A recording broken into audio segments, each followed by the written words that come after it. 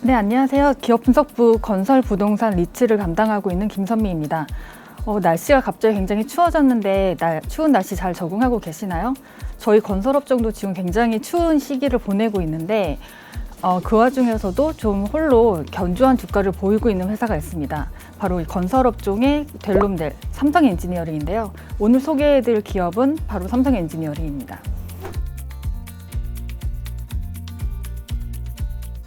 삼성엔지니어링의 사업 부문별 내용부터 설명드리도록 하겠습니다.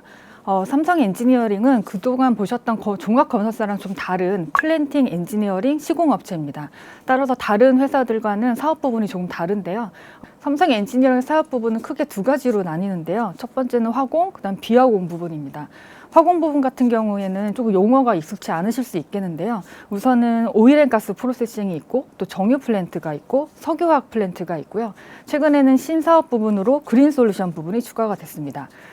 각각의 사업부는 오일앤가스는 정말 오일가스로 만들어내는 제품들을 생각하시면 되고요. 정유는 정유 아로마틱스 같은 부분이고 석유화학 같은 경우에는 NCC와 ECC 플랜트가 있고요.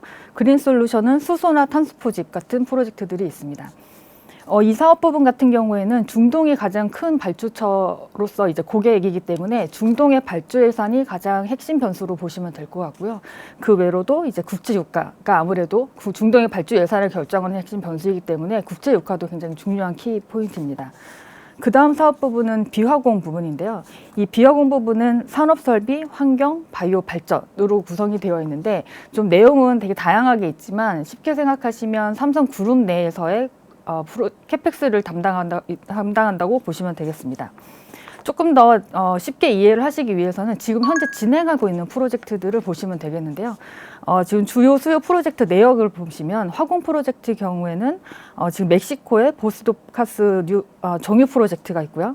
UAE의 그 리파이닝 프로젝트 역시나 정유 프로젝트이고 사우디 아람코 많이 들으셨을 그 사우디 아람코가 하는 가스 정비 프로젝트가 있고요.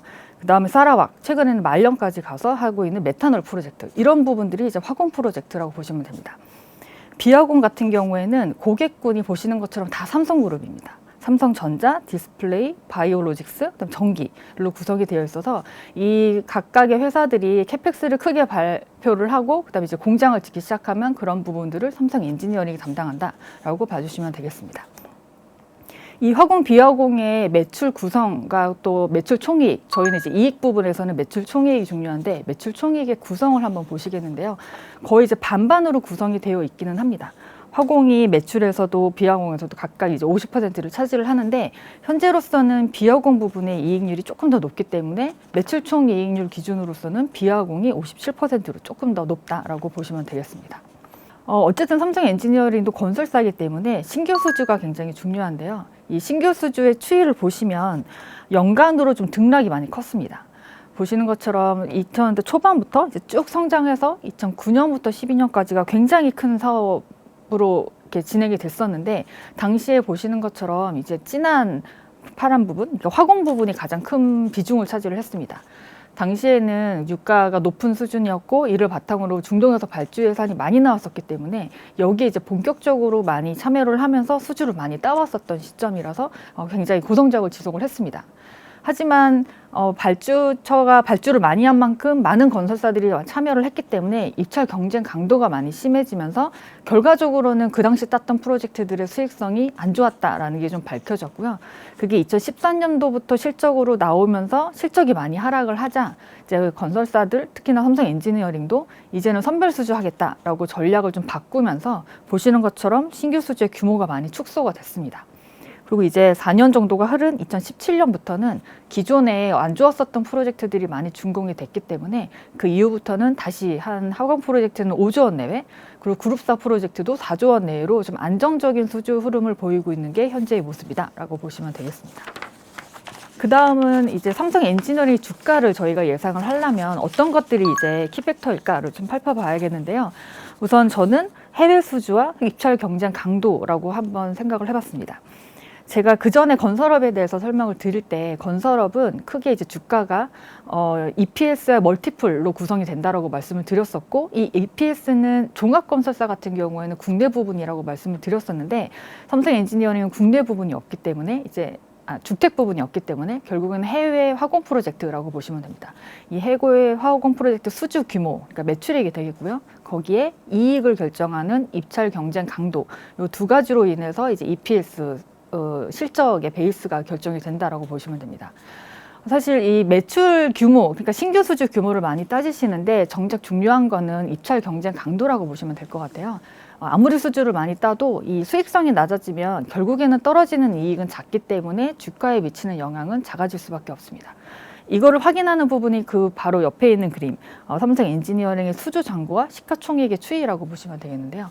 보시는 것처럼 절대적인 규모를 비교를 해보시면 수주 잔고는 이미 저희가 수주를 많이 땄었던 2010년에서 12년 요 사이 수준으로 빠르게 올라가고 있습니다. 하지만 시가총액은 보시는 것처럼 과거 대비해서 굉장히 낮은 편이죠. 이유가 2010년, 12년에 한창 수주는 많이 했지만 당시 수익성이 안 좋았었다는 게 좀 밝혀지면서 현재로서는 저희가 중동에 있는 프로젝트 수익성에 대한 기대치를 많이 낮춘 상황이고요.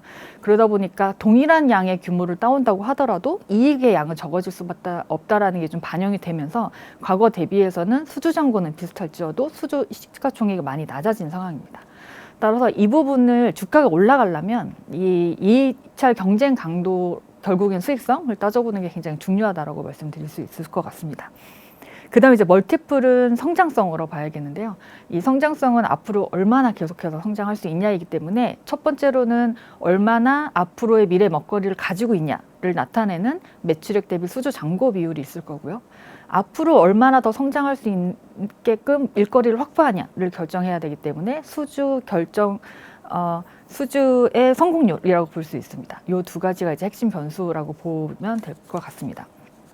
이런 것들을 감안을 했을 때 저는 2023년도에는 삼성 엔지니어링의 주가가 좀 양호할 걸로 예상을 하고 있습니다. 이유는 가장 기본적으로 중동 쪽의 발주 예산이 늘어납니다. 이 첫 번째 그림 보시는 것이 이제 중동의 GCC 국가, 주요 국가들의 화공 플랜트 발주 예산입니다. 미드 프로젝트라는 데이터에서 그 기관에서 이제 데이터를 취합해서 발표를 하는데 저는 이 각각의 화공 프로젝트 부문별로 해서 과거의 예산의 집행률을 좀 계산을 해서 어느 정도 예산을 차감해서 보여드리고요. 그 숫자로 계산을 해보면 내년의 예산이 올해 대비 100% 이상이 증가를 합니다. 유가가 많이 올라가다 보니까 이제는 점점 발주처들이 좀 여유가 생기다 보니 발주를 다시 시작을 하는 모습이 드디어 나타나고 있는 것 같고요. 이런 거를 기본으로 했을 때는 건설업종에서는 해외 쪽을 좀 성장에 대한 기대감을 가질 수 있을 것 같습니다. 하지만 중요한 것은 입찰 경쟁 강도라고 다시 말씀을 드릴 수 있겠는데요. 아무리 규모가 예산이 이렇게 늘어난다고 하더라도 입찰 경쟁이 굉장히 치열하면은 수주를 따올 수 있는 부분은 적습니다. 근데 지금은 경쟁 강도는 여전히 좀 높은 편이라고 보셔야 될 것 같습니다. 따라서 이렇게 발주 예산이 늘어나는 데 있어서 결국에는 수혜가 업종 전체에 퍼지기보다는 이 치열한 입찰 경쟁 강도를 뚫고 수주를 할 수 있는 업체들한테 좀 국한될 걸로 예상을 하고 있고요. 그 업체가 바로 삼성 엔지니어링이라고 생각을 하고 있습니다. 저희가 2013년부터 삼성 엔지니어링이 이제 과거 좀 안 좋게 수주했던 프로젝트들로 인해서 실적이 좀 많이 안 좋았다고 말씀을 드렸는데 사실 삼성 엔지니어링뿐만 아니라 그 당시 수주를 했었던 글로벌 건설사들이 모두 실적이 안 좋았었거든요. 그렇기 때문에 그 이후에 대부분의 건설사들이 선별 수주하는 것으로 전략을 바꿔서 수주의 규모를 많이 축소시킨 상황인데 이 수주의 규모를 축소시키면서 자연스럽게 플랜트 부문의 인력도 축소가 됐고 사업 비중도 많이 축소가 됐습니다. 대표적으로 뭐 GS건설이나 DLENC 같은 경우가 과거 대비해서는 이 부분에 대한 수주 의존도를 많이 낮춘 상황입니다. 따라서 이런 업체들은 지금 당장에 내년에 중동의 프로젝트 발주 예산이 많이 늘어난다고 하더라도 바로 수주 규모를 많이 늘리면서 대응할 수가 없습니다. 하지만 삼성 엔지니어링 같은 경우에는 이 두 번째 그림에서 볼 수 있는 건데 인력을 많이 충분히 확보를 하면서 계속 대응을 한다기보다는 553 혁신 프로젝트 수행을 통해서 수행력을 많이 늘려왔고요. 결과적으로 인당 매출액이 많이 늘어나는 것이 확인이 됐습니다. 따라서 이렇게 발주 예산이 많이 늘어나게 되면 삼성 엔지니어링처럼 수행력이 높아진 회사 같은 경우에는 사람을 막 더 많이 당장에 뽑지 않는다고 하더라도 이 개선된 인력 풀로 인해서 충분히 탄력적으로 이 발주 예산에 대응을 할 수가 있습니다. 이런 부분들을 내년에는 수주 성과로 확인을 할 수 있을 것 같고요. 그걸로 인해서 내년에도 건설업종 전체에는 좀 추운 겨울이 지속이 되겠지만 이 삼성 엔지니어링은 좀 따뜻한 봄을 기대해 볼 수 있지 않을까라고 생각을 해서 건설업 쪽의 델론델로서 제가 오늘 소개해 드리도록 하겠습니다.